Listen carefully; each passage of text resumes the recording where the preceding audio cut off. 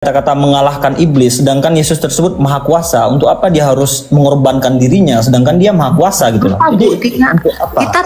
Kita tahu Tuhan itu maha kuasa, tapi Tuhan kami itu kan bukan Tuhan apa ya, awang-awang.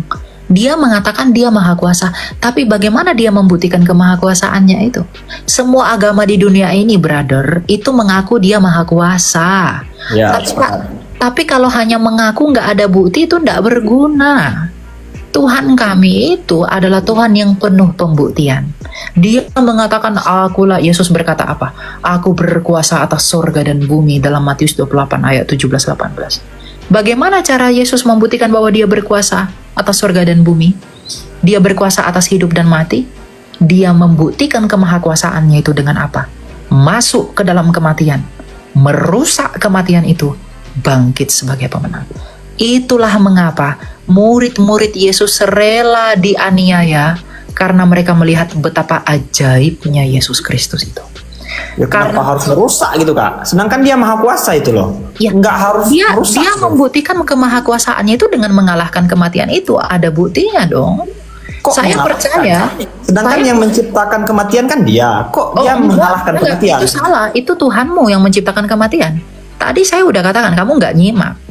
Tuhan kami nggak pernah ciptakan kami untuk mati. Enggak, kamu nggak nyimak. Kamu bilang Tuhan kami cipta kematian. Tuhan kami nggak pernah cipta kematian.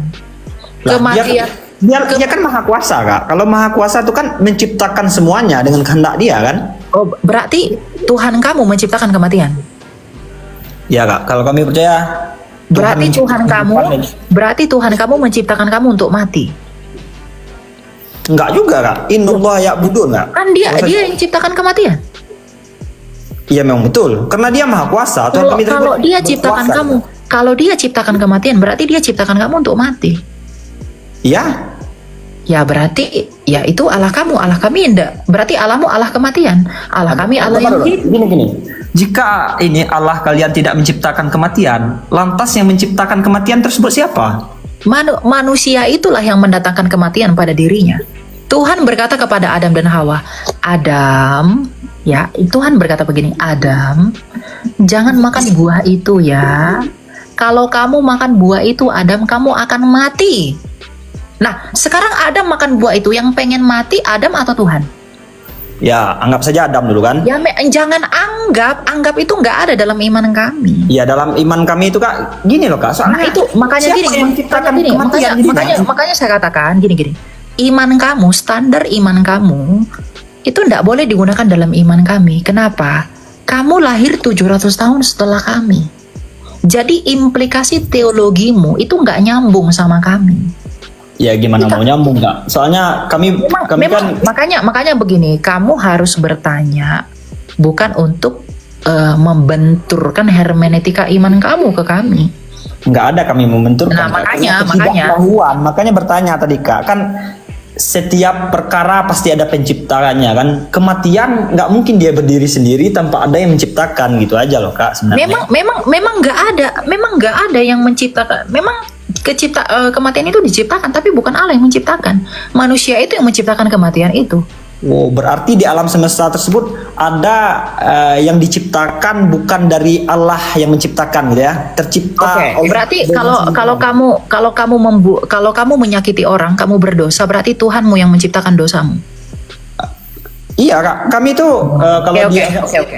apa dulu, Kak? Kami bertanya lah. Kalau enggak usah. Kalau memang Tuhan kamu sudah ciptakan dosa, ya itu iman kamu. Iman kami nggak begitu, ya. Jadi jangan kamu begini enggak. Pertanyaan saya belum dijawab loh, Kak. Enggak. Saya mengatakan Tuhan kami itu tidak menciptakan kematian. Kalau Tuhan kamu menciptakan dosa, Tuhan kamu menciptakan kematian, ya itu urusan kamu. Itu bukan urusan saya. Tapi jangan gunakan standar kamu untuk menilai argumentasi saya. Kan saya menjelaskan apa yang kamu tanya, bukan untuk konfrontasi dengan iman saya. Bukan gitu loh, Kak. Saya bertanya tadi. Sekarang dengarkan. Jadi ketika Tuhan kami tidak menciptakan kematian, itu berbeda dengan Tuhan kamu yang menciptakan kematian. Itu nanti urusan kamu lah. Jadi misalnya nanti ketika kamu dihakimi oleh Tuhan kamu akan ngomong, kenapa kamu berdosa? Nama kamu siapa nih? katakanlah namamu A gitu. Kenapa kamu berdosa A? Berarti kamu nggak perlu marah sama Tuhan, kamu nggak perlu diadili, karena kamu berdosa ya Tuhanmu sendiri yang buat kamu berdosa. Nah beda dengan kami, gitu kan? Kalau dalam iman kami, dosa itu tidak pernah diciptakan Allah. Karena Allah itu tidak pernah sumber kejahatan, Allah itu adalah kasih. Makanya ketika manusia itu menjadi berdosa, dia menjadi jahat, maka dia memberikan Yesus Kristus untuk menjadikan kami baru di dalam Dia yang tak berdosa. Itu iman. Iya, itu iman kalian, Kak. Saya pengen ini mendengar jawaban secara logika, Kak. Adakah ya, kalau logika yang kamu gunakan logika apa? Logika apa yang kamu gunakan menilai ini? Logika saya sendiri, Kak, dalam berpikir. Nah, makanya saya bertanya. Kalau logika kamu sendiri itu salah, enggak boleh. Karena gini, logika yang kamu bentuk pun itu dilahirkan dari dogma kamu. Bukan dari standar yang sah dan absah untuk itu. Iya kan? Saya bertanya kok malah gini jadinya, Kak. Iya, makanya saya gini, pertanyaan. Bertanya gini loh, ternyata ada di alam semesta ini yang tidak diciptakan oleh Tuhan gitu. Ya, kejahatan tidak dicipta Tuhan, betul, ada. Itu Allah kami. Kematian. Ya, kematian itu tidak diciptakan Allah kami. Tapi kalau Allah kamu ciptakan kematian, itu urusanmu, nggak apa-apa. Nah, saya tidak mempersalahkan dengan untuk saya, Kak. Saya hanya bertanya kepada Kakak, berarti ada ya sesuatu yang tidak diciptakan oleh Tuhan gitu loh. Betul, ada. Kematian tidak diciptakan Tuhan. Oh, tidak diciptakan Tuhan. Ya. Nah, ya sudah, Kak. Terima kasih, Kak. Ya, gitu ya. Jadi jangan beriman kepada Allah yang menciptakan kematian. Karena kalau Dia menciptakan kematian, ngapain kamu diciptakan? Berarti Tuhan itu hanya seperti berdrama, teman-teman. Jangan percaya sama Allah yang seperti itu.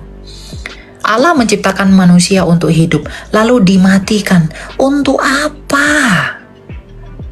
Tapi Allah yang benar, Allah yang sejati, Allahnya Abraham, Ishak, dan Yakub, itu menciptakan manusia untuk hidup. Ketika manusia ini melanggar ketentuan Allah, manusia ini sendiri menciptakan kematiannya.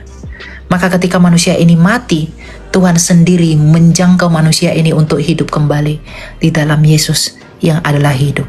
Bagaimana cara Yesus membuktikan Dia hidup? Dengan mati dan hidup kembali.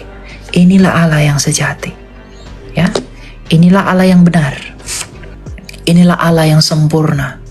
Tidak ada Allah yang seperti Allah kita. Ya, kalau Allah menciptakan kematian, kamu harusnya bertanya dalam hatimu, kalau saya berdosa berarti Tuhan buat saya berdosa. Kalau Tuhan ciptakan saya mati, untuk apa saya hidup lalu dicobai dengan dosa? Harusnya kamu merenungkan itu. Jangan percaya kepada Allah yang menciptakan dosa dan kematian. Percayalah kepada Kristus yang menciptakan hidup. Oke?